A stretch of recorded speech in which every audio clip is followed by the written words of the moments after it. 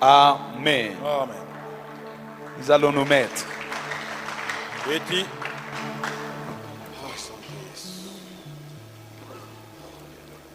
Ce qui a la joie cet après-midi. Raipo jioni magharibi ya leo.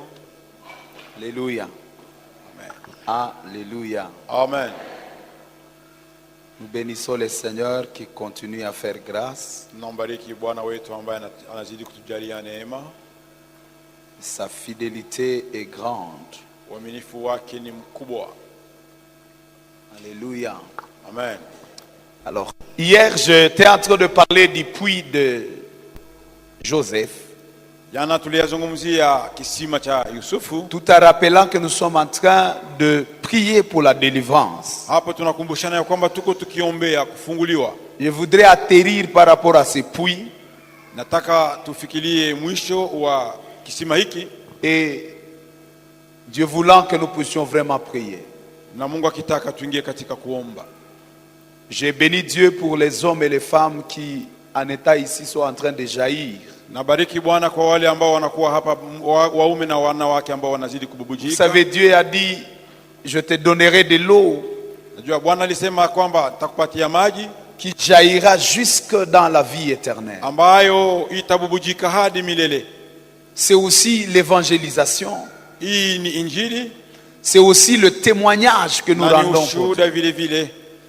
Aujourd'hui, j'ai eu des entretiens avec 3 couples. Leo nilikutana na wanandoa vikundi vitatu. Une femme qui est à Lubumbashi, mwanamke mmoja ambaye anakuwa Lubumbashi, qui vit à Kolwezi mais qui était à Lubumbashi la journée quand on parlait. Anaishi Kolwezi lakini kwa mchana alikuwa Lubumbashi wakati une autre à Kiwanja, na mwingine yuko Kiwanja, et un autre couple à Goma. Na ingine wanakuwa wanaishi Goma. Ils sont wapo dans le programme katika kipindi hiki parce qu'il y a des Archois qui croient et qui les ont intéressés, qui les ont donné mon numéro pour dire kwa sababu kuna nous croyons que vous pouvez avoir des enfants même de loin, vous pouvez nous associer. Kuna washirika wa kanisa hili ambao waliwazungumzia na wakawapa namba ya mchungaji na kuambia kwamba tunaamini ya kwamba Bwana anaweza kuwatembelea japo kwa mpombali na mpate watoto. Il faut le faire. Inabidi kuitimiza. Ce n'est pas un homme, c'est Dieu qui le fait. Ni Mungu ndiye anaitimiza, si mwanadamu. Il faut croire à Dieu. Inabidi kuamini Bwana. Alléluia. Amen. Que Dieu bénisse ces bien-aimés qui croient et qui associent les autres à la prière. Na Mungu awabariki wale ambao wanazidi kuhimiza wengine waambatane nasi kwa maombi. Nous allons prier et nous croyons qu'il y a des enfants miracles qui vont arriver. Tutaomba na tunaamini ya kwamba watoto miujiza wataonekana. Alléluia. Amen. Et donc il y a une autre personne, un autre couple qui m'a appelé de Beni. Na kuna wanandoa wengine ambao waliniita wanaishi hapa Beni mjini. Mais je crois il ne prie pas avec nous. Na ni dhahiri ya kwamba hawaombi pamoja nasi. Mais ils nous suivent à la radio. Lakini wanafuata kwenye mtandao wa radio. J'étais en radio. train de dire, mais est-ce que la prière là sera à la radio ou on doit être là? Na waliswali ya kwamba je, maombi haya yatakuwa kwenye radio au inabidi mtu awe humu kanisani? Alors donc pour ceux qui ont la capacité d'être là, on sera là. Wale ambao wana uwezo wa kufika kanisani inabidi waje kanisani 20h à 23h. Hata kwenye saa 5 za usiku. Parce qu'il y a d'autres prières où la Bible dit vous imposerez les mains aux malades. Na kwa sababu Biblia inatuonya ya kwamba kuna maombi mengine inahitaji kuweka mkono kwenye wagonjwa. Et pour ceux qui sont au loin, nous allons prier. La main de Dieu n'est pas trop courte pour wale ambao walio mbali maombi itawafikia kwa sababu mkono wa Bwana si mfupi. Donc n'hésite pas à intéresser le voisin. Na usijizuize kuzungumzia majirani. Par rapport à tout ce que Dieu fait. Kwa yale ambayo Bwana anazidi kutenda. Parlons de Jésus aux autres. Tuzungumzie Kristo kwa wengine. C'est un devoir que nous avons abandonné il y a longtemps. Hii ni shuti ambayo tumeiacha siku zimepita. Nous avons le devoir de témoigner de Christ. Tuna shuti ya kumshuhudia Kristo. Nous sommes sauvés pour témoigner l'amour de Dieu. Tumeokolewa ili tushuhudie upendo wa Kristo. Nous sommes sauvés pour parler de Jésus aux autres. Tumeokolewa ili kuzungumzia Kristo kwa wengine. Faisons-le, bien-aimés. Tuyatimize wapendwa. À moins que nous ne soyons déçus d'avoir reçu Jésus. Na labda tumekuwa qui est déçu d'avoir connu Jésus dans sa vie.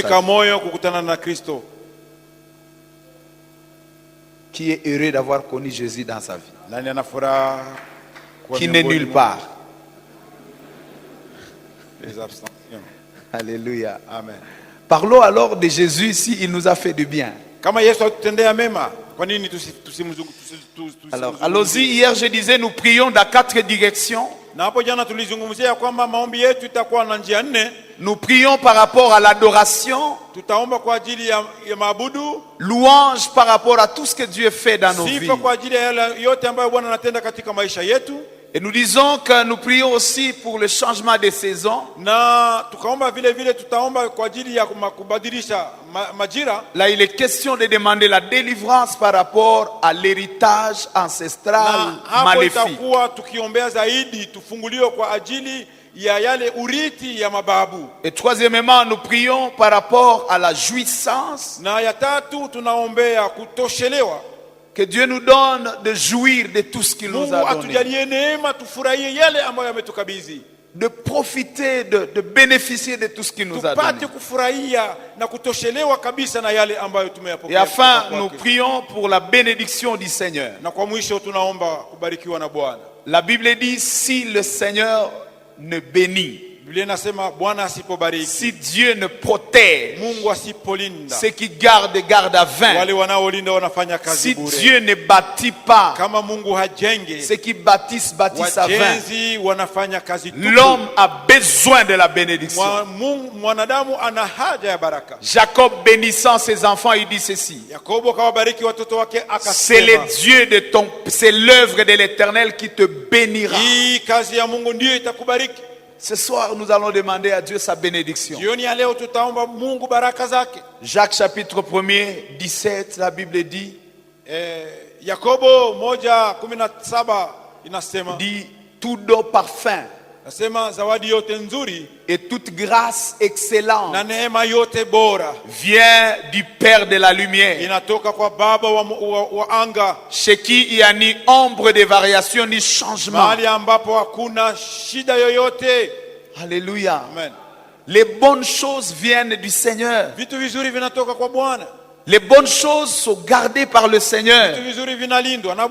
La semaine passée, je disais, rien n'est bon jusqu'à ce que Dieu mette sa main.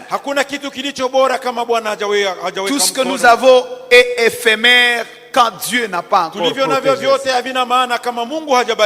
C'est la main de Dieu qui accorde la valeur à ce que nous avons.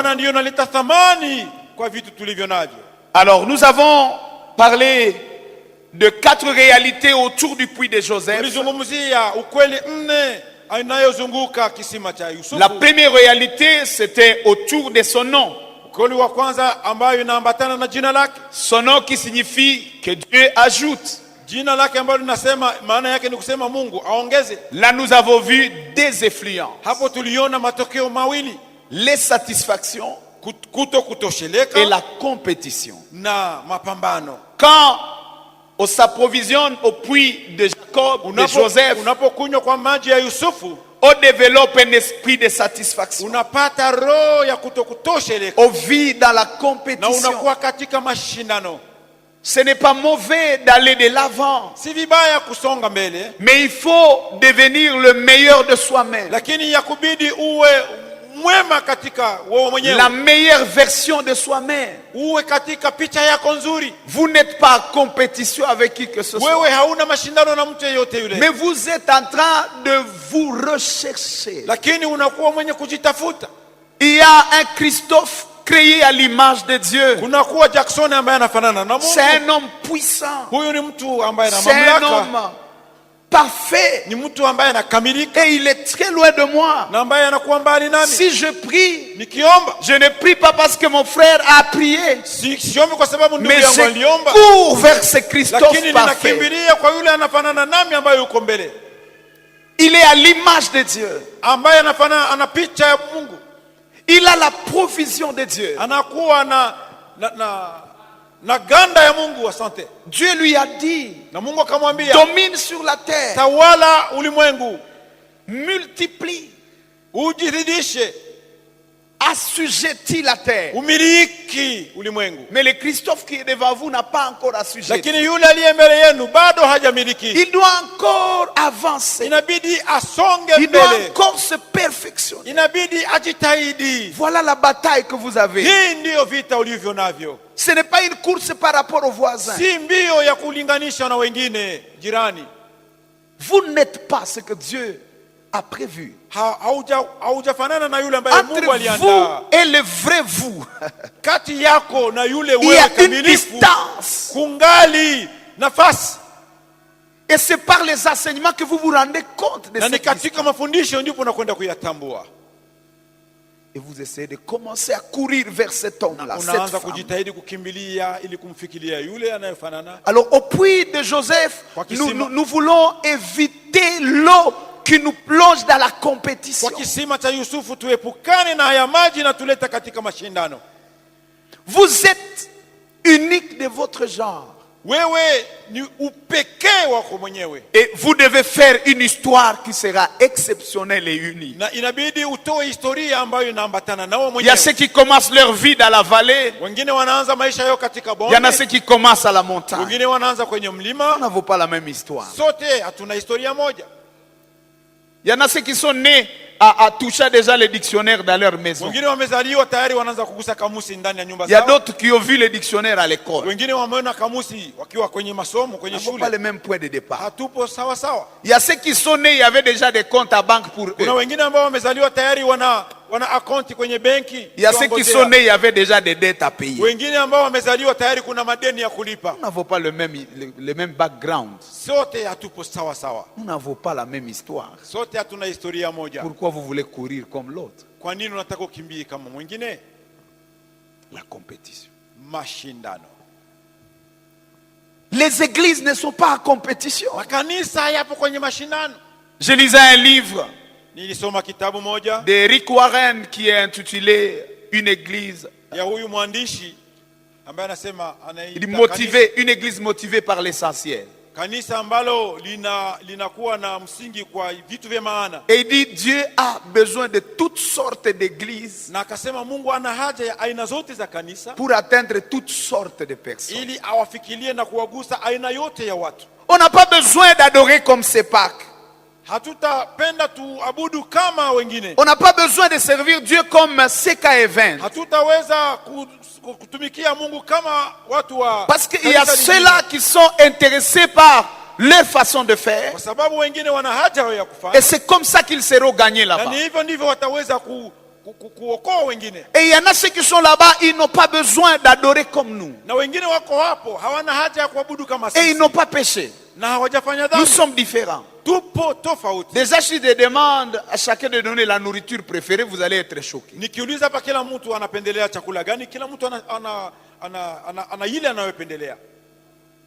Vrai ou faux? Et la vie à l'église, c'est la même chose. Il y a ceux qui aiment ceci, il y a ceux qui aiment cela. C'est pourquoi le ministère n'est pas une compétition. Dieu est étonné quand les pasteurs se battent sur des médias en train de s'injurier.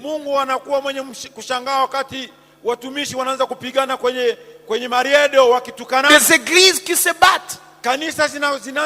Parce que Dieu a besoin de toutes ces églises-là pour remplir son royaume. Des styles différents. Des styles différents.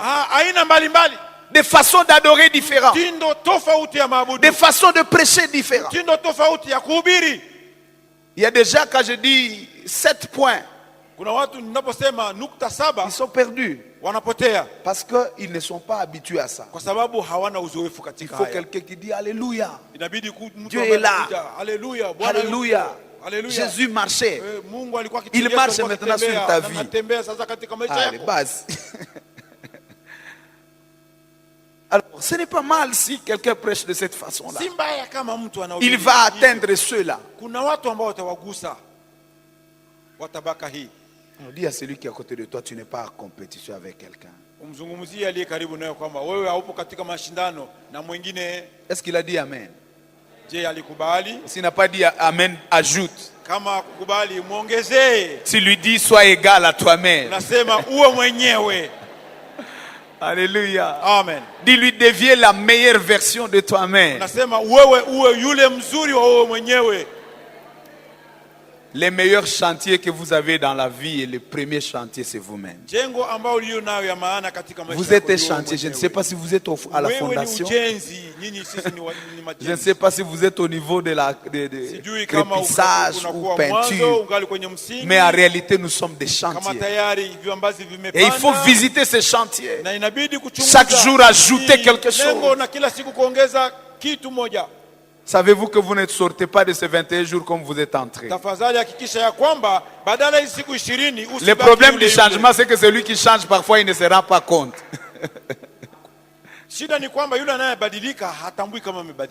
Alléluia. J'aimais la guerre, c'est dans notre famille, c'était un lien de famille. Dans notre famille, il y avait un esprit de lion. La guerre. La première fois que je devais être à prison, c'était à la 4e primaire. J'ai transformé le visage d'un enfant, c'était un enfant des riches. Coup de tête, c'était compliqué. Et quand on a amené les policiers, la face a changé de couleur.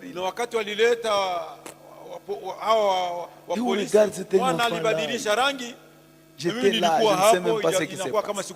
Je dis bon, c'est un enfant, ce sont des enfants. Et quand je me suis converti,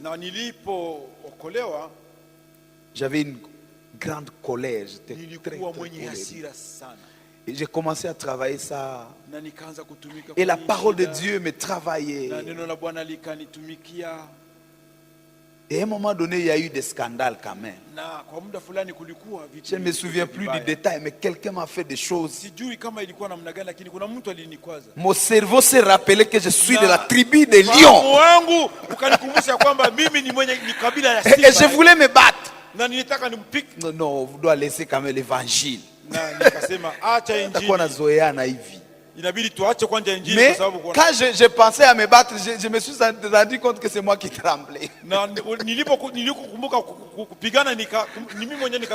En fait, Dieu m'avait déjà changé sans que je le sache. Bon, je suis en train de te dire que les changements que tu as de recevoir, tu ne sais pas. C'est quand tu vas vouloir rentrer là-bas que tu vas sentir que l'alcool n'a plus le même goût. Tu auras quand même le courage de dire amenez-moi les Simba. On va t'amener 33. Mais quand tu sens que tu n'as plus le goût. Parce qu'il y a des choses qui sont en train de te pénétrer. Tu ne peux pas sortir de cette prière comme tu es entré. Non, il y a quelque chose qui se passe. Alléluia. Amen. Deuxième réalité, c'était la réalité de la saison. Joseph est né dans une saison qui était déclarée saison de malédiction. Dieu a dit, il a dit à Abraham, tes enfants seront des esclaves. Et Joseph naît dans cette période où les esclaves doivent venir. Et nous avons dit que vous avez la grâce de changer les saisons. Alors aujourd'hui, je dois parler de la troisième réalité, qui est la réalité de son règne. Et son règne est appelé règne sans trône. Écoutez-moi bien. Il est possible de régner, mais sans trône. Va avec moi dans le livre de Genèse chapitre 41. Les versets 38 à 46.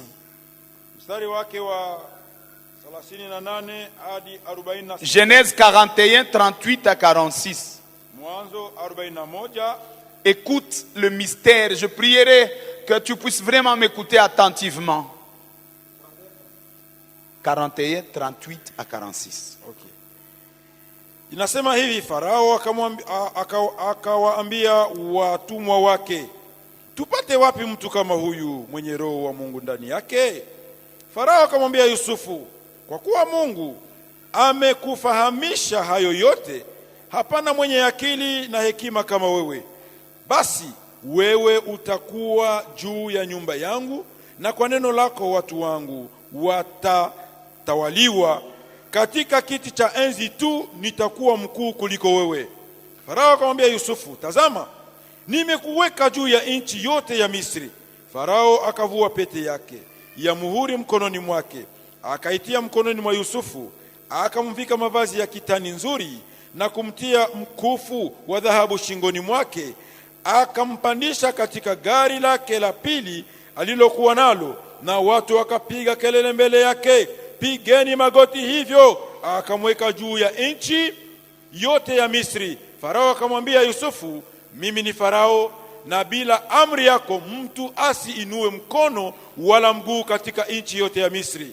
Farao akamwita Yusufu Sefanat Panea, akamuoza Asnati binti Potifera kuhani wa Oni kuwa mkewe Yusufu. Akaenda huko na huko katika nchi yote ya Misri. Naye Yusufu alikuwa mwenye miaka 30 aliposimama mbele ya Farao mfalme wa Misri. Yusufu akatoka mbele ya Farao, uso wa Farao akapita katika nchi yote ya Misri. Amen. Alors là nous voulons parler d'un mystère.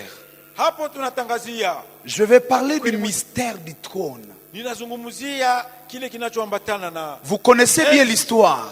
Tunajua historia. Joseph est esclave. Yusufu ni mtumwa. Il est à prison. Yupo gerezani. Mais par la grâce de Dieu, kwa neema ya Mungu, il a un don de Dieu. Il a le don de Dieu. Parce que le don de Dieu ne peut pas être en prison. Dis amen. La grâce de Dieu ne peut pas être emprisonnée. Je ne suis pas toujours d'accord quand quelqu'un dit on a bloqué ma grâce. La grâce, on ne peut pas la bloquer. Non. Si tu as une grâce, on ne peut pas bloquer ça. Oh, je suis évangéliste, mais dans cette église, on bloque ma grâce. Tu n'as jamais été évangéliste. Parce qu'il y a des âmes à gagner. Oh, je suis prophète, on m'a interdit. Non, non, non, tu n'as jamais eu la prophétie. Parce que même quand nous sommes là, tu peux parler à celui qui est à côté de toi, ce que Dieu t'a révélé. Et si ça t'accomplit, il te cherchera. Il n'aura même pas besoin de me parler, moi. Parce qu'il sait qui lui a donné la prophétie. Donc, laissons ces histoires. C'est pour les gens qui n'ont pas été enseignés. Alléluia.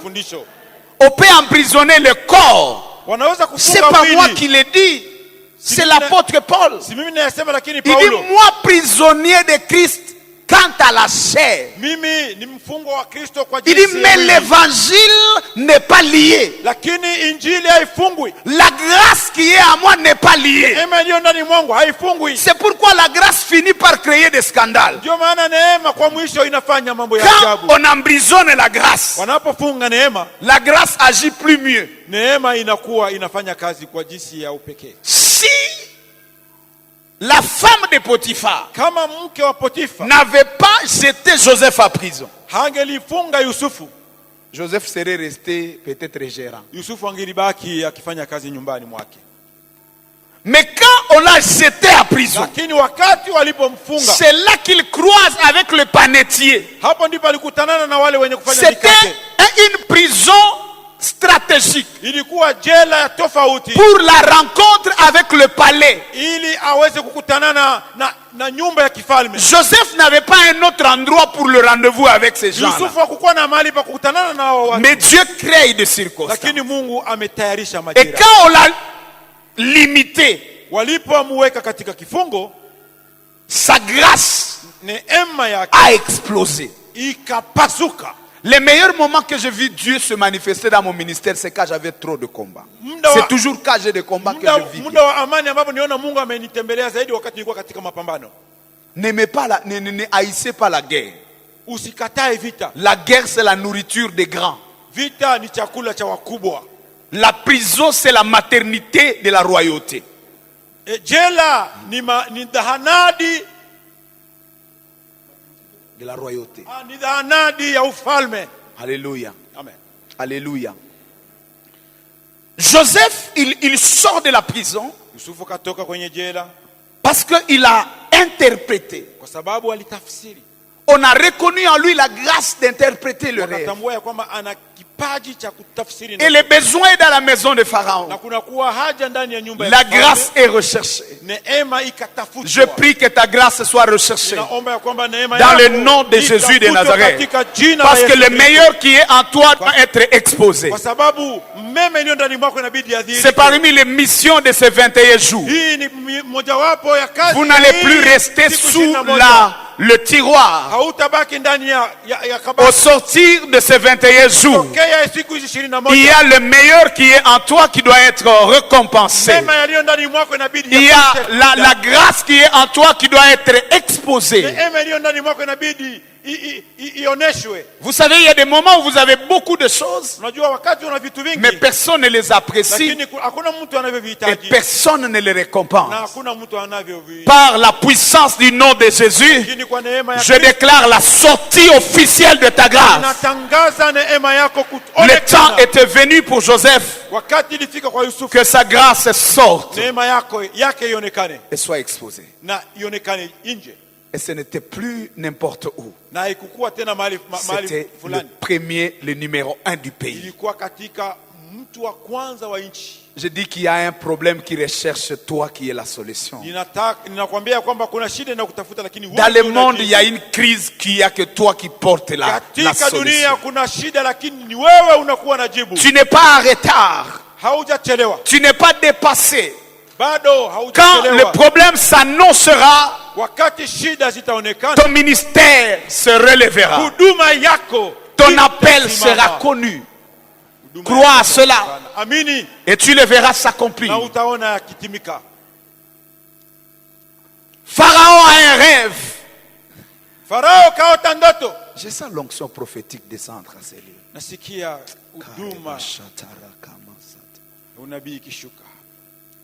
Pharaon a un rêve. Vous savez, Dieu peut provoquer le rêve pour vous élever. Et il permet que tout le monde soit non intelligent.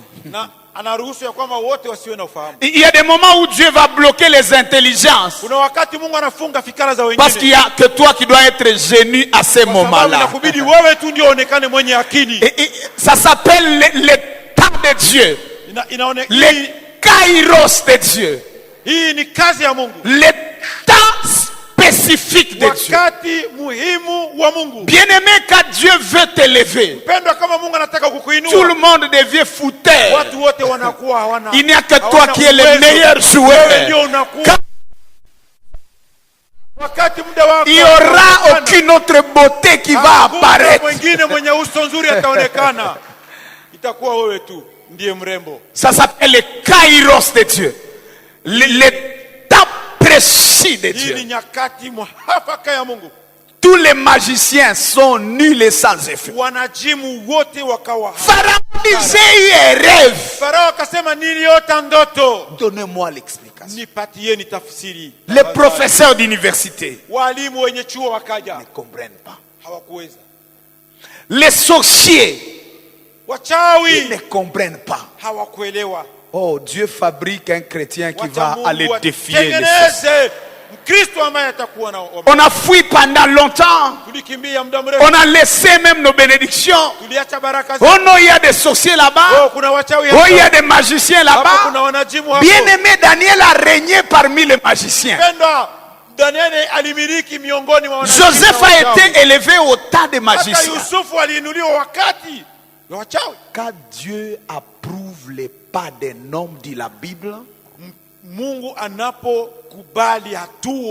il dispose à sa faveur même ses adversaires.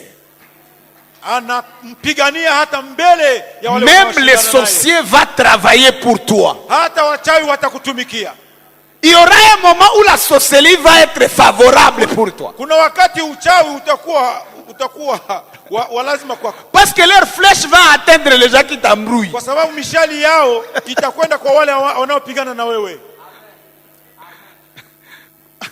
Alléluia. Amen. Tous les magiciens paralysés, anéantis, ils ne comprennent rien. Oh, cette vache sort du fleuve. Très grosse, très grasse. Et puis il y a cette vache maigre qui sont venues après eux. Et les vaches maigres ont mangé les vaches grasses. Donc c'est déjà compliqué. La vache qui devient un animal aquatique. Et un herbivore qui carrément devient un carnivore. C'est une équation à triple. La vache mange les herbes. Du coup, il commence à manger la viande. Ça, c'est une première équation. La vache qui vit dans les prairies, maintenant il sort de l'eau, il devient aquatique. C'est une autre équation. Et puis troisième équation, ce qui est petit avale ce qui est grand. C'est compliqué. Quelqu'un qui a 4 kilos, il avale celui qui a 40 et il le contient. Les magiciens sont perdus parce que c'est l'équation de Dieu.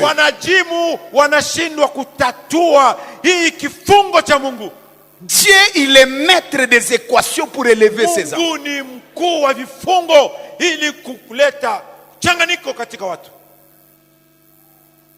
Quand Dieu veut te présenter, il va créer une équation. Et il n'y a que toi qui comprendras l'équation. Tu peux l'acclamer. Tu peux l'apprécier. Joseph arrive.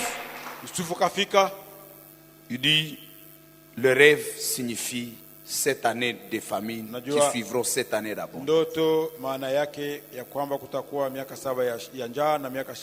Et il ajoute, il donne des conseils de gestion. Voici comment vous allez gérer les 7 années d'abondance pour vaincre les 7 années de famine.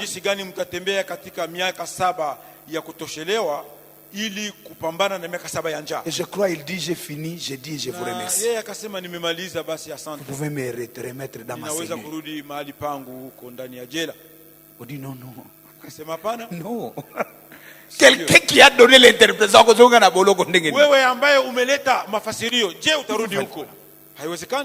Bien aimé, ta liberté est dans la grâce que Dieu te donne. Ta liberté n'est pas dans des déclarations. Oh non, le 8 mars, droit de la femme. Ce n'est pas là qu'il y a votre droit de l'homme. Le droit de l'homme est dans la grâce que l'homme a donnée. Dieu a donné à l'homme. Vous pouvez être noir et vivre au milieu des blancs et les dominer. Vous pouvez être blanc et être esclave au milieu des noirs. Ce n'est pas un problème de peau. Ce n'est pas un problème de couleur. Ce n'est pas un problème de taille. C'est un problème de ce que vous avez. Ne vous battez pas avec votre taille. Oh non, ça n'a jamais été le problème. Vous savez que l'apôtre Paul n'avait pas ma taille. L'apôtre Paul était 1m20. L'apôtre.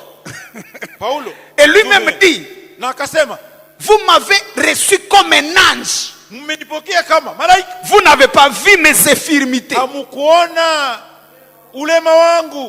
Napoléon Bonaparte, c'était un bout d'homme comme ça. Il fallait des dispositifs pour qu'il monte sur son cheval. Donc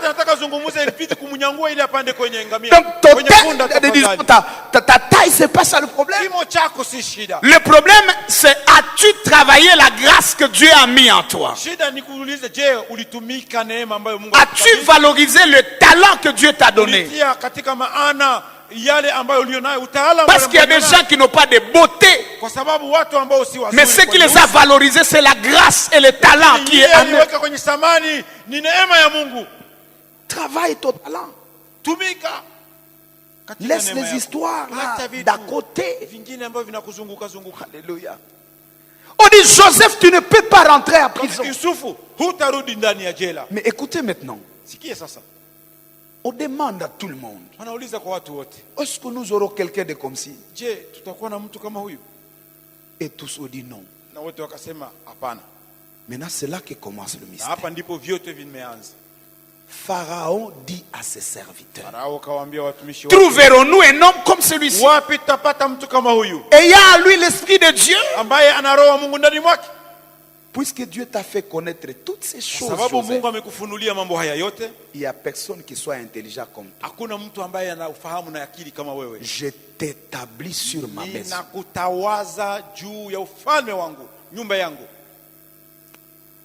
Sur mon peuple. Et le piège commence. Le trône seul me lèvera au-dessus de toi. Pour comprendre ça, allons dans les livres de 1 Samuel chapitre 2, le verset 8. Là, c'est une promesse qui fait défaut déjà. 1 Samuel chapitre 2, le verset 8. Ça dit quoi?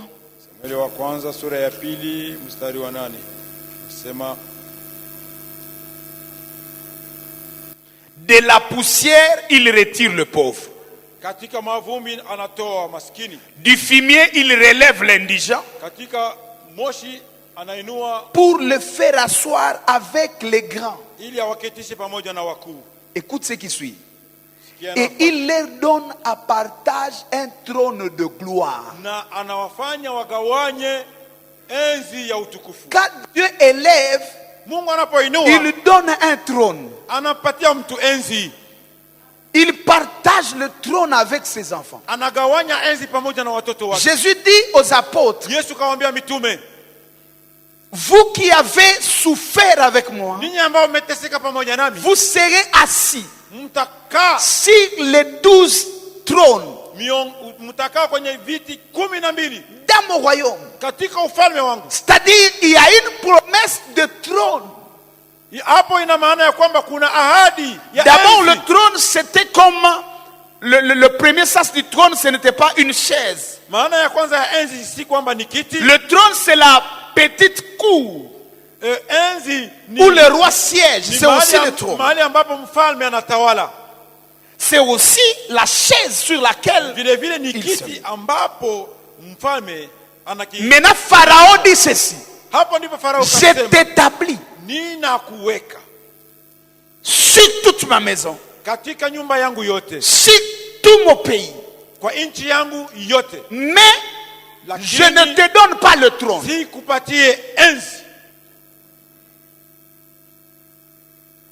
Parce qu'il y a d'autres trônes. Dans le trône du roi, il y a des conseillers qui siègent avec lui. Mais il dit à Joseph, toi tu vas régner, mais tu n'as pas accès au trône. C'est le trône qui me lève sur toi. Et Dieu dit, quand il élève, il prend le pauvre de la poussière, il le fait asseoir avec le grand. Dieu peut élever un homme. Écoute bien, parce que c'est ça la prière de ce soir. Dieu peut tirer un homme de la poussière. Il peut retirer l'indigent du fumier. Mais ça ne suffit pas. Il faut que l'indigent s'assoie avec les grands. Et aujourd'hui nous allons prier, parce qu'il y a beaucoup de gens que Dieu a retirés de la poussière. Il les a retirés de fumier. Maintenant nous bafandite. Il retire le pauvre de la poussière, l'indigent de fumier, et le fait asseoir asseoir la promesse de jaillissement, la promesse de la multiplication, la promesse de l'expansion n'est pas donnée aux gens debout. C'est donné aux gens assis. Dis avec moi, Seigneur, donne-moi une chaise. Come on, dis, Seigneur, donne-moi une chaise. Dieu peut t'élever. Dieu peut te donner des choses. Mais ce soir, tu vas demander le trône de tout ce que Dieu t'a donné. Quand Jésus voulait jaillir à terme de multiplication de pain,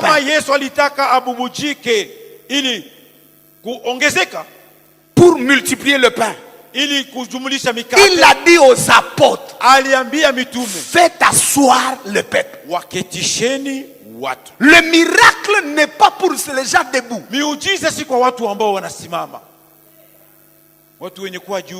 Le miracle, c'est pour les gens assis.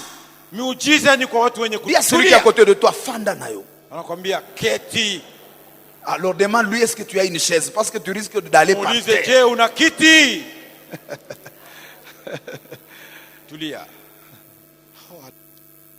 Joseph, tu viens de révéler quelque chose que nous ne savons pas. Je te donne de régner partout. Mais tu n'as pas de trône. Parce qu'il est esclave. Tu es quand même excellent. Tu es quand même puissant. Mais bon, tu restes esclave quand même. Et il fait deux choses. La première chose, il lui donne un autre nom. Pafnat Panea. Qui signifie c'est lui qui approvisionne l'Égypte. C'est lui qui bénit l'Égypte. Mais celui qui bénit l'Égypte n'est pas égyptien. Et il n'accède pas au trône de l'Égypte. Il fait la deuxième chose. Il lui donne une femme qui s'appelle Asnath, qui signifie fille de la déesse. La déesse qui régnait sur le delta. On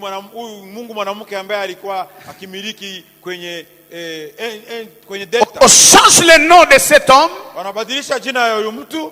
On lui donne le nom de son travail, le nom de sa mission. Mais on lui colle une femme. On ne l'a pas pris dans la maison royale. J'aurais voulu que Pharaon lui donne sa propre fille. Et on ne pouvait pas manquer une fille dans la famille de Pharaon. Mais Pharaon va aller au delta. Vous voyez la géographie, ce qu'on appelle delta de l'Égypte. C'est la source de l'eau du Nil. Et c'est là qu'on évoquait les divinités égyptiennes les plus fortes. Et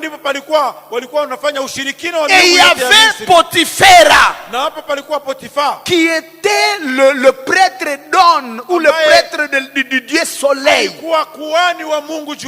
On va prendre une femme d'un sacrificateur. Disons la fille d'un sacrificateur. Pour lui donner un homme qui a le sang royal. Parce que dans le monde, vous ne marchez pas avec une seule puissance. Quand Moïse était sur la montagne, il a élevé les mains pour que le miracle continue à se produire. La Bible dit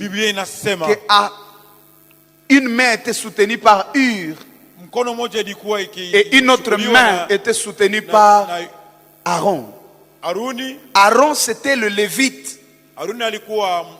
C'était le sacerdoce qui soutenait l'autre côté. De l'autre côté, c'était Hur, qui était de la tribu de Juda, qui était un guerrier et qui est du domaine économique. C'est pourquoi le monde est guidé par le mystique et l'économie. Le spirituel et la force. Si vous n'avez pas la force sacerdotale, il faut avoir la force physique, économique. Et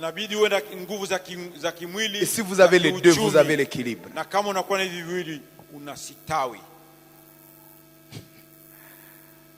Pharaon connaît ça. C'est pourquoi Pharaon, il associe à Joseph une femme qui est dans le spiritisme de haut niveau. Son père, c'est un prêtre. Cette femme est initiée. Elle porte le nom d'une déesse. En Égypte, on ne blague pas, c'était de la magie de haut niveau. Son père adore le Dieu soleil. C'est lui qu'on attache. Bien aimé, il ne faut pas blaguer avec la puissance d'une femme.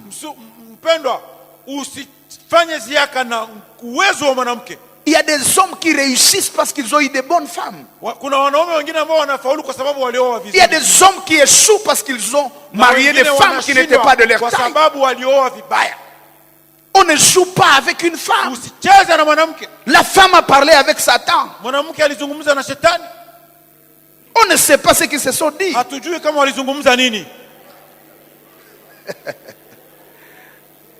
Ce débat-là qu'il y a eu entre le serpent et Ève, Dieu seul le sait. Cette femme est venue avec le fruit. Et elle donna à son mari. Vous pensez que c'était comme ça, Adam allait kakaboy? Il y a des choses, il y a un enseignement qu'Ève a donné à Adam. Adam dit amen, allez. Mais c'est une ancienne stratégie. Même à la politique aujourd'hui, quand on veut avoir un politicien, on lui donne une femme. Regardez tous ceux qui servent les intérêts qui ne sont pas du pays. Regardez bien leurs femmes. Quand on veut fragiliser un homme, on prépare une femme. Je ne dis pas que les femmes sont des païennes. Quand Dieu veut préparer aussi un géant, il prépare une femme. Dieu a parlé d'abord à Marie avant de parler à Joseph. La négociation était entre Joseph et l'ange. Joseph a reçu seulement des ordres. Non, non, messieurs, tu veux fuir. C'est maintenant qu'on lui dit que non, cette grossesse c'est pour moi. Mais il fallait me dire avant d'engrosser. Mais non, la femme a eu la nouvelle avant la grossesse.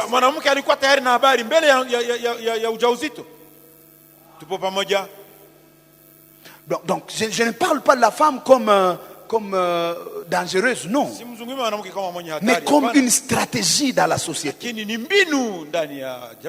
Et je veux que nous puissions comprendre pourquoi Pharaon pose cet acte. Parce que Pharaon veut que Joseph approvisionne l'Égypte. Mais que son cerveau soit contrôlé par les temples de On. C'est ce que les magiciens font. On va à l'université, on cherche un étudiant qui a déjà 82%. Et on veut l'initier dans les loges.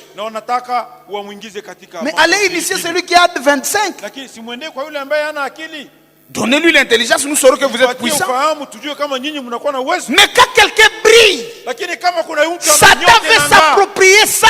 Et il veut ramener ça dans son temple.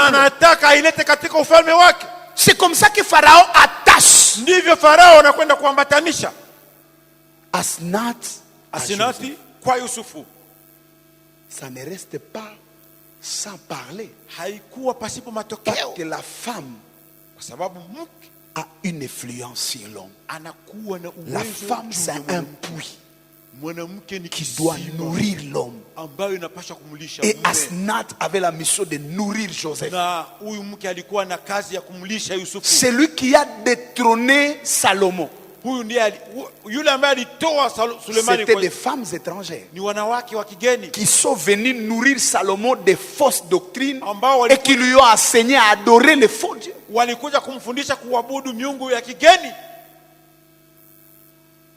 Vous savez, beaucoup de couples qui donnent la dîme des couples. Avec la petite expérience pastorale.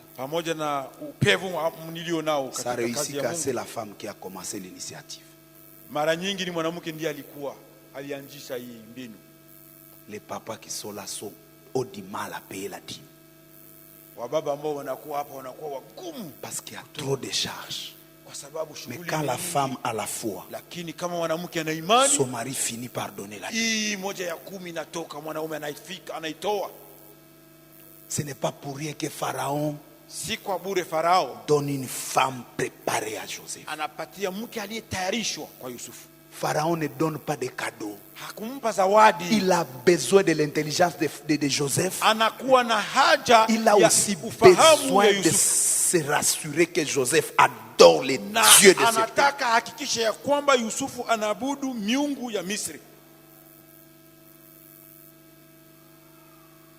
Je ne sais pas quel cadeau vous avez reçu.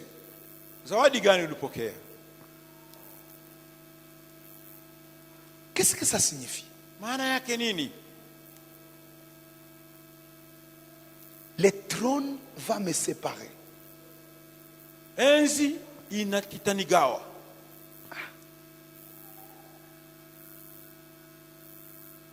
Si vous lisez, je n'ai pas le temps, mais si vous lisez Genèse 47,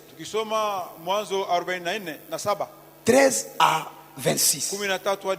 La Bible dit Joseph, après les années d'abondance, la famine a commencé. Et les gens sont venus vers Pharaon. Pharaon, nous n'avons plus de nourriture. C'est toi notre roi. La Bible dit Pharaon a dit allez vers Joseph. Quand ils sont allés vers Joseph, Joseph leur dit amenez l'argent, je vous donne le blé. Il a ouvert le dépôt. Il a vendu. La Bible dit tout l'argent de l'Égypte revient à Pharaon. Il a récolté tout l'argent des Égyptiens. Il les a dépouillés. Il a donné à Pharaon. Le peuple est venu. Ils ont dit à Pharaon, tout l'argent que nous avions, on a donné. Et nous avons mangé. Et maintenant nous n'avons plus d'argent. Qu'est-ce que nous allons faire? Nous devons quand même manger. Allez vers Joseph. Joseph leur dit ok, donnez vos troupeaux. Vous achetez par le troupeau. Une vache c'est autant de sacs. Une chèvre c'est autant de sacs. Ils ont amené tous les animaux. Tous les animaux de l'Égypte sont devenus les animaux de Pharaon. Et tous les propriétaires sont devenus des bergers de Pharaon.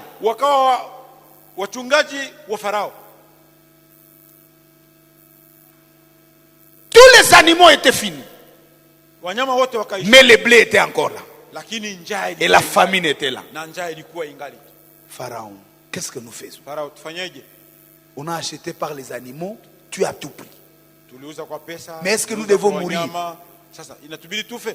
Il dit non. Demandez à Joseph. Joseph dit donnez les terres. Une parcelle, 20 sacs. La Bible dit Joseph acheta tout l'Égypte. Tous les locataires sont devenus disons tous les propriétaires sont devenus des locataires de Pharaon. Et ils ont signé, dit non, nous n'avons plus de maison, nous n'avons plus. La Bible dit Joseph dépouilla l'Égypte. Et jusqu'aujourd'hui, l'Égypte est une propriété de Pharaon. On a étudié ça en histoire. Celui qui a fait cette noble travail s'appelle Joseph. Bafnat Panea. Il a fait ça. Vous comprenez son niveau d'exploit? Vous voyez son niveau de réalisation? La Bible dit il a seulement épargné les chats des prêtres. Parce que les prêtres, les abbés sont toujours respectés. On ne touche pas aux hommes saints. Ouais, on les respecte. Il ne faut pas prendre leur champ. C'est seulement le prêtre comme nous qui ont gardé leur champ. Il ne faut pas prendre mon champ. Si vous êtes Panea, il faut laisser les champs. Il a laissé ça. C'est seulement les prêtres qui sont restés un peu autonomes. Maintenant, laisse-moi t'expliquer. C'est là que commence la prédication. Va avec moi dans Exode chapitre 1er. Exode chapitre 1er. La Bible dit ceci. Le verset 6 jusqu'à 8. Joseph mourut, ainsi que tous ses frères et toute cette génération-là. Les enfants d'Israël firent féconds, ils multiplièrent, s'accrurent et devinrent plus puissants. Et le pays en fit l'embûche. Le verset 8. Il s'éleva sur l'Égypte un autre roi qui n'avait jamais connu Joseph. C'est lui qui a acheté tout l'Égypte. Et un roi vient, il a tout l'Égypte. Mais il a complètement oublié celui qui avait fait ça. C'est ce qu'on appelle régner sa trône. Faire des exploits. Faire et être oublié. La Bible dit le nom du méchant est écrit sur l'eau. Mais le nom du juste est écrit sur le rocher. Même après des générations, ses œuvres restent, ses prières restent. Il y a un homme de Dieu qui a été élevé parce qu'il est allé dans un endroit où prier un ouin.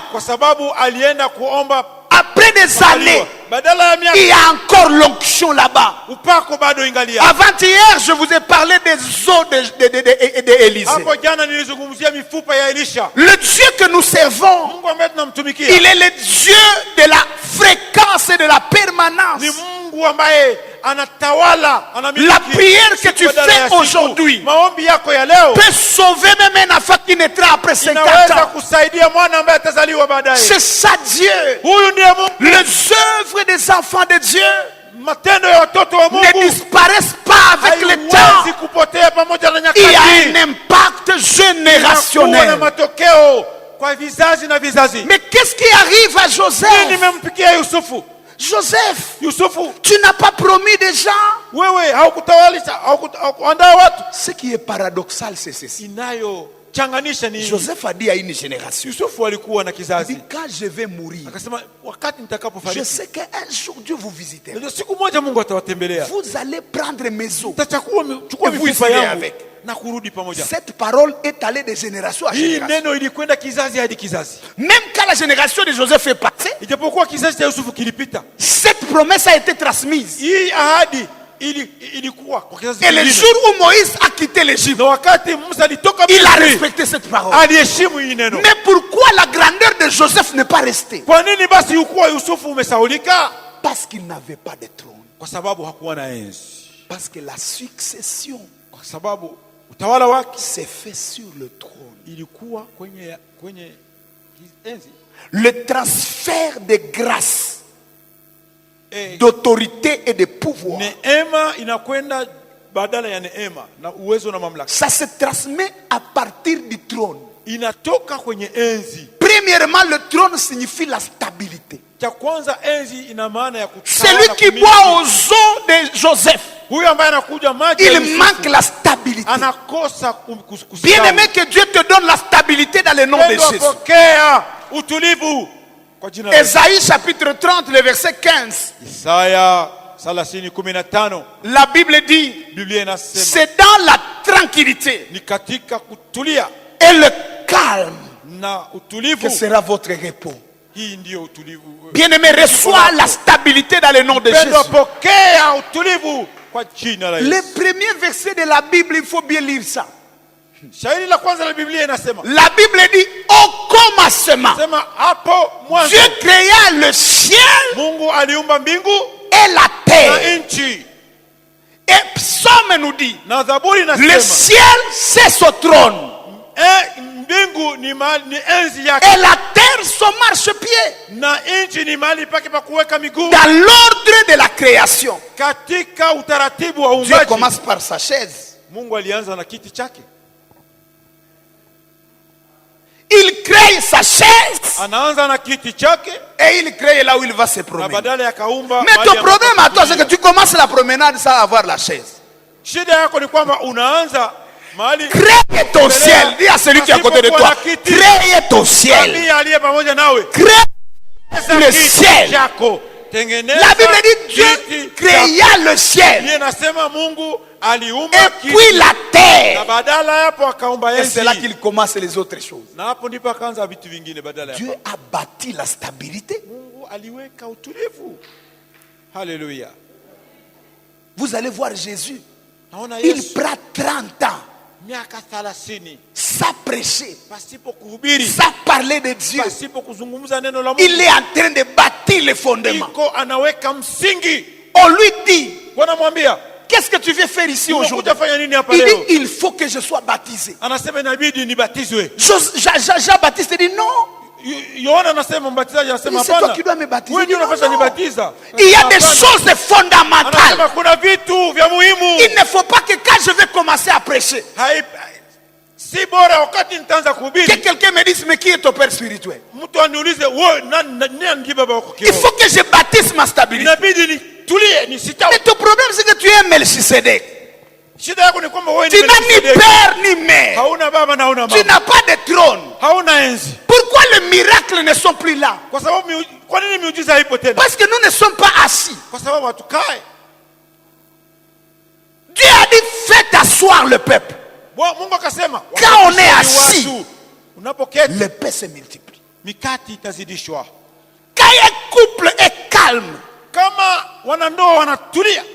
le miracle finit par arriver. Mais l'agitation, oh non, oh shanga, oh. Calmez-vous. Soyez stable. La Bible dit, mon serviteur régnera sur son trône. Bien aimé, il faut que ce soit. Tu demandes à Dieu de te donner un trône, de te donner la stabilité. Tu dois être stable. C'est là que commence le miracle. Ton ministère commence à exploser quand tu es stable. Tu t'agites.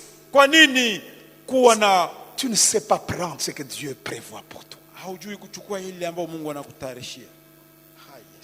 La Bible dit, quand Dieu attire du fumier, il peut te tirer. Tu n'es plus dans la poussière. Tu n'es plus dans le fumier. Mais assure-toi qu'il te fait asseoir. Assieds-toi qu'il te donne le trône. Nous voyons l'histoire de David. Quand il était déjà vieux, il ne quittait plus les lits, mais c'était le roi. Il a un fils qui s'appelle Adonijah. Adonijah est ambitieux. Et il est celui qui a vu le trône. Et il a les capacités. Il va aller parler au général de l'armée. Il a parlé au sacrificateur. Il a parlé au prophète. Il a amené les anciens. Il les a amenés. Il dit, bon, vous voyez, le père, il est déjà fatigué. Venez me proclamer roi. On a organisé une fête officielle avec le commandant de l'état-major. Et ils ont fêté au Laouin.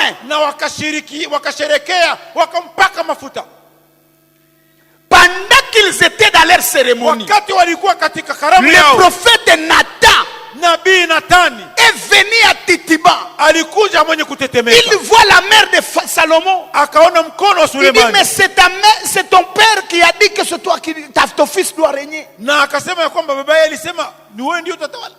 Mais il y a des choses qui se passent là. Va voir les rois. Ils sont allés voir le roi dans le lit. On dit au roi, on est en train d'établir Adonijah. Qu'est-ce que tu dis? Il dit non. Cherchez quelques personnes. Tout le peuple était là-bas. Il a cherché un prophète, Nathan qui était fidèle, le sacrificateur Sadok, la mère de Salomon et quelques ouvriers. Il a dit faites trois choses.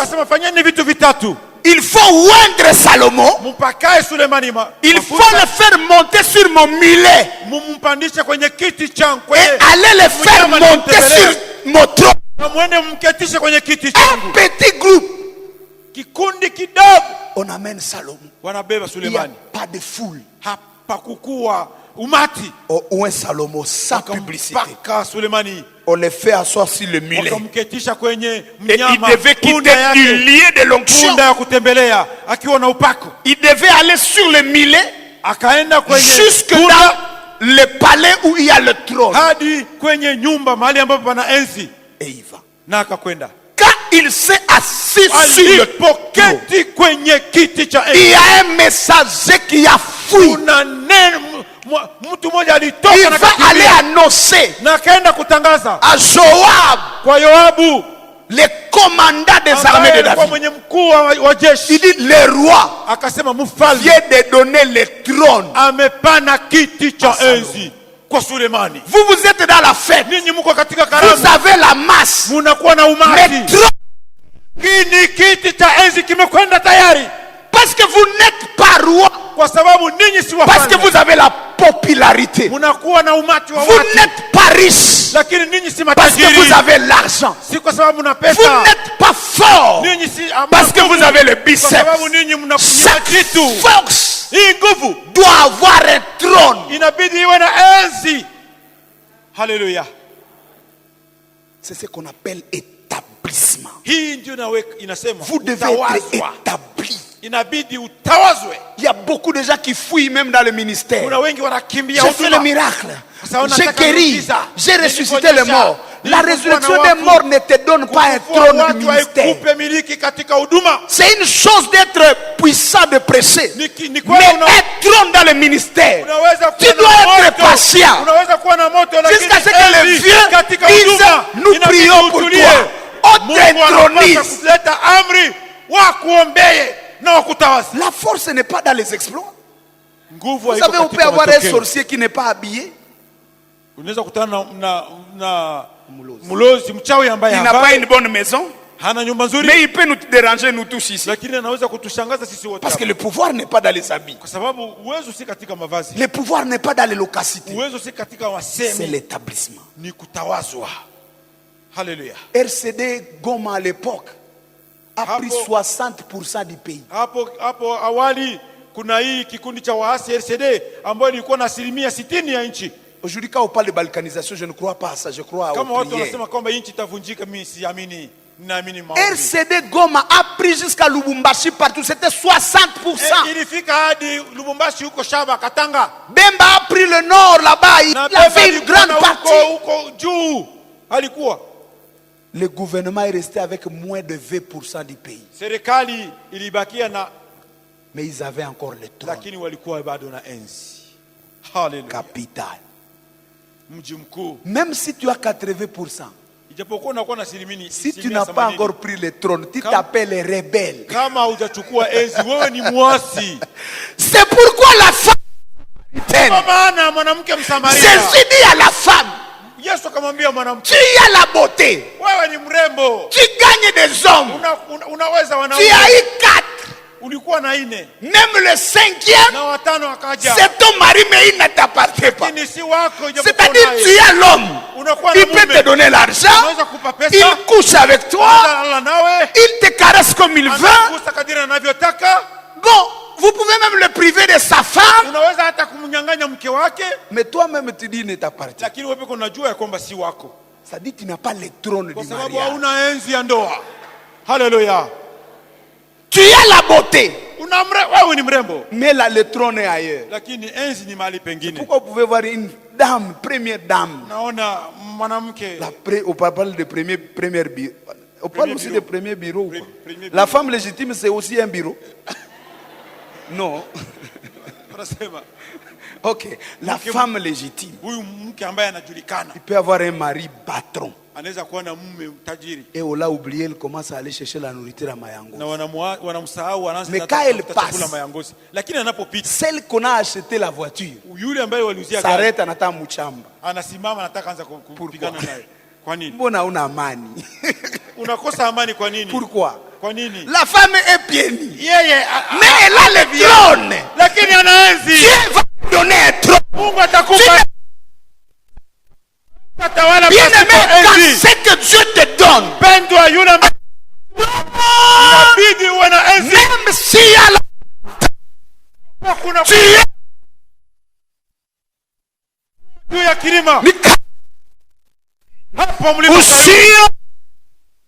tu Alléluia. Ce n'est pas seulement dans le mariage. Il y a des richesses sans trône. La Bible dit ceci. Vous allez avoir l'argent, mais ça sera comme quelqu'un qui met l'argent dans la poche trouée. Tu peux avoir l'argent, mais c'est comme l'argent, comme l'étoile filante. Comme quand il y a eu les cassitérites. Les gens ont monté des maisons à 6 mois, à 2 mois, des nouveaux riches. Vous voyez, quelqu'un devient riche sans connaître même la porte de la banque. Il a 100 000 à main, c'est maintenant qu'il va commencer à avoir un compte. Il a de l'argent. Il y a beaucoup de pasteurs, ils ont l'établissement. C'est une chose de faire les exploits. C'est une autre chose d'être établi. Que Dieu t'établisse dans le nom de Jésus. Que Dieu te donne les règles.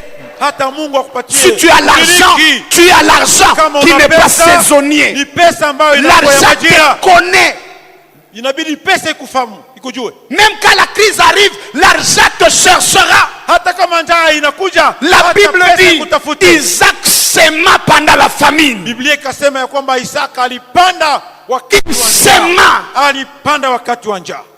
et il récolta au centime. Bien aimé, vous devez bâtir le trône de tout ce que Dieu vous donne. Quand vous n'avez pas le trône, vous ne jouissez pas.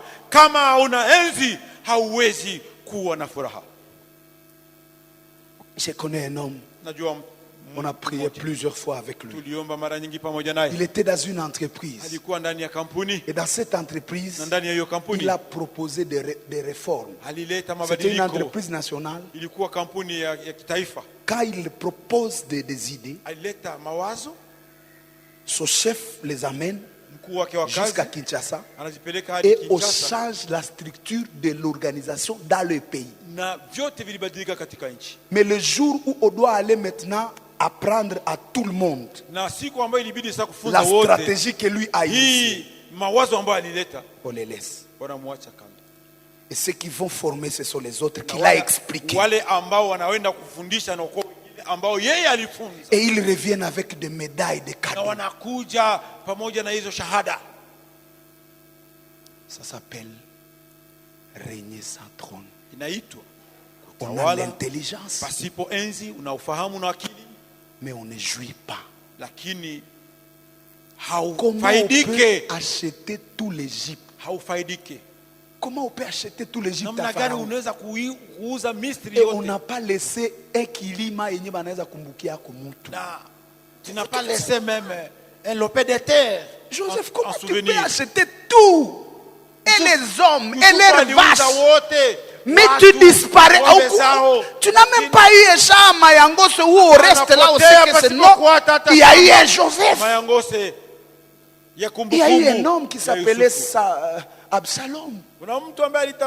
Il voulait disparaître. Il a dit je ne peux pas disparaître. Il a construit un grand monument dans la vallée. Il dit je n'ai pas eu des enfants. On se souviendra de moi par le monde. Comment on est oublié? C'est parce qu'on n'a pas le trône. C'est tellement spirituel que vous devez entrer dans la profondeur de la prière. Il y a beaucoup de gens qui sont élevés, mais ils n'ont pas la stabilité dans ce qu'ils sont. Il y a beaucoup de gens qui ont des exploits, mais ils n'en bénéficient pas. Vous voyez un homme qui a rencontré Mobutu. Mobutu était dans un moment, il voulait faire des jeux, il jouait les mangoula, les dames.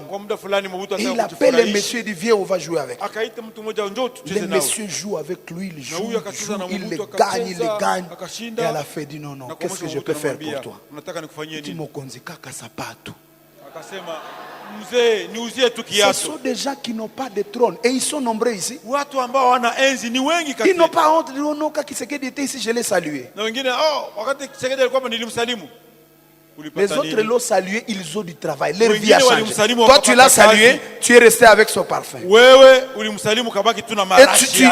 Et tu n'as même pas honte de dire que tu étais avec lui. Tu étais avec lui. Où Albertine? Il m'a donné même, on a commandé ce que vous voulez. Moi, j'ai mangé les poulets. Tu vois ça? Tu mérites de t'engager là. Mais qu'est-ce qui se passe avec toi? Il y a des endroits quand vous y arrivez, votre vie change. Et si votre vie n'a pas changé, il faut dire est-ce que je ne suis pas un Joseph? Est-ce que je ne suis pas en train de régner sous la malédiction? Et je ne suis pas en train de faire des exploits sous l'ombrage. Quel est l'ombrage qui est sur vous? Tout ce que Dieu t'a donné est destiné à t'aider à régner. Si tu as une grâce qui ne te donne pas de dominer, demande la délivrance. Chaque grâce que Dieu te donne t'amène à un trône. Il y a des choses que tu dois acquérir parce qu'il y a une grâce qui est en toi. Et si ce n'est pas ainsi, demande la délivrance.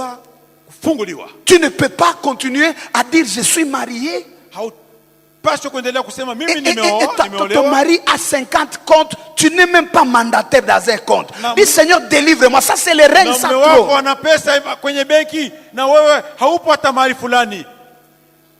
Vous comprenez ça?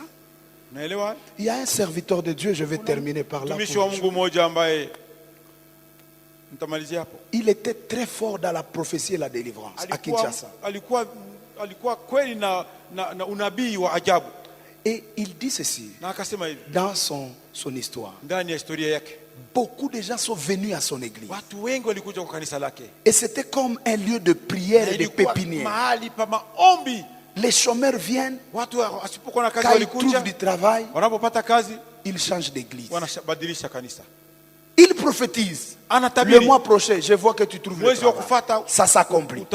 La personne dit vraiment, pasteur, merci. Il change d'église. La première dîme va ailleurs. Prémisse va ailleurs. Les gens, les célibataires, ils sont là pendant les célibats, ce sont les intercesseurs. Quand ils se marient, ils changent. Tout celui dont la vie s'améliorait d'une manière ou d'une autre, quelle malédiction. Et un pasteur lui a dit, tu dois avoir un problème. Ce n'est pas un problème de ne pas avoir Jésus, c'est un problème de monter dans la sphère.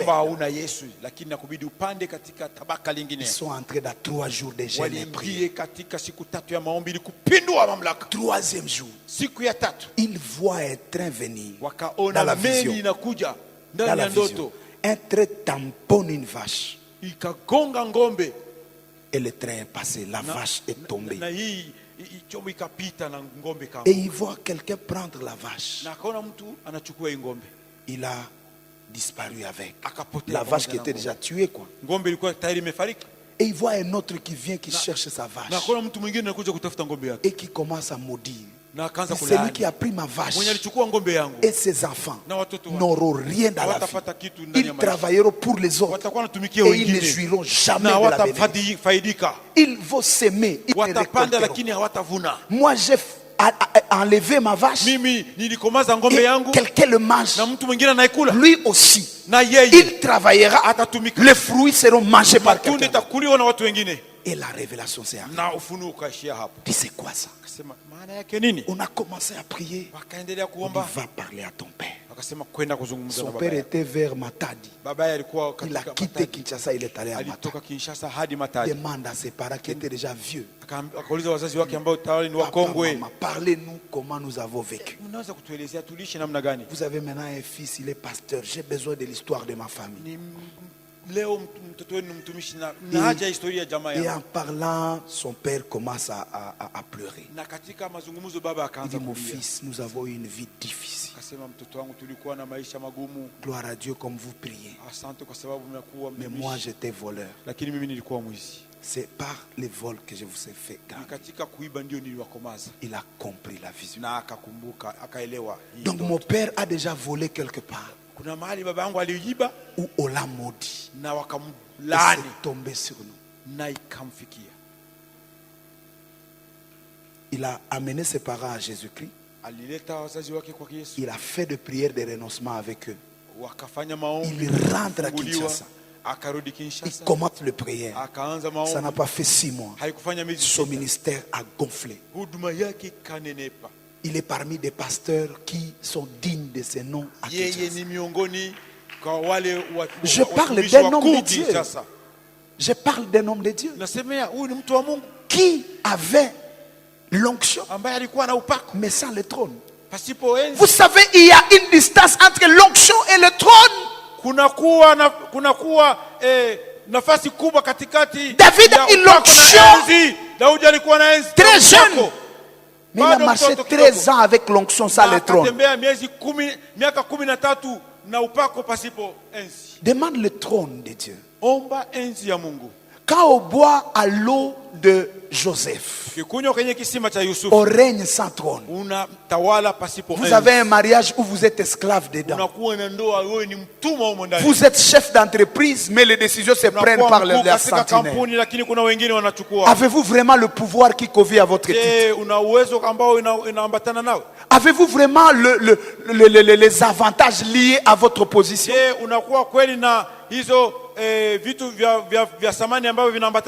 Dites à Dieu, Seigneur, donne-moi le trône de tout ce qui m'appartient.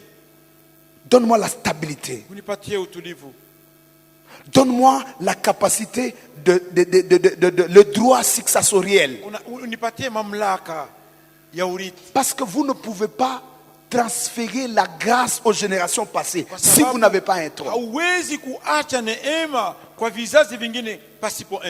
Le droit successoral est sur le trône.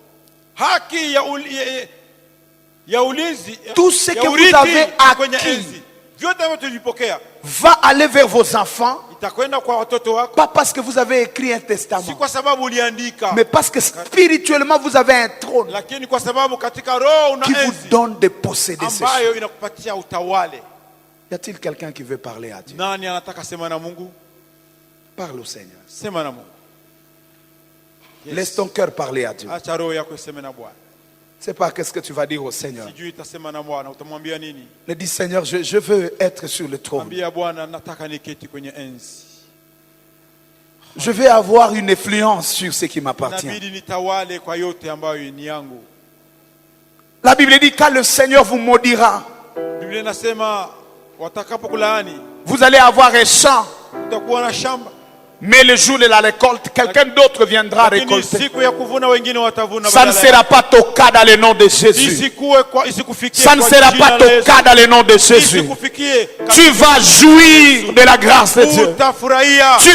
Personne ne prendra ce à quoi tu as souffert.